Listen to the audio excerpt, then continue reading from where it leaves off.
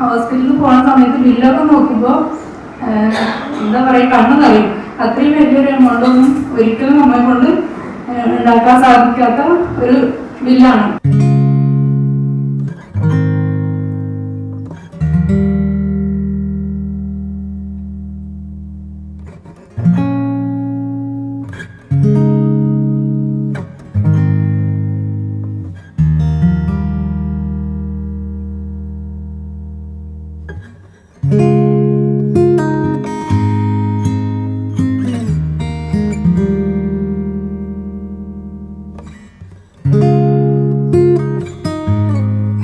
ക്യാമ്പിൻ്റെ ഒരു ഫ്ലാഗ് കണ്ടു അവിടെ വെച്ചിട്ട്. അപ്പോൾ അങ്ങനെ ജസ്റ്റ് ഒന്ന് വന്നതാണ് ഹോസ്പിറ്റലിൽ.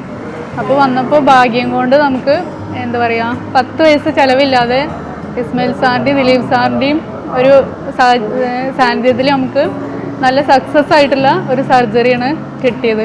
വളരെയധികം സന്തോഷമുണ്ട്.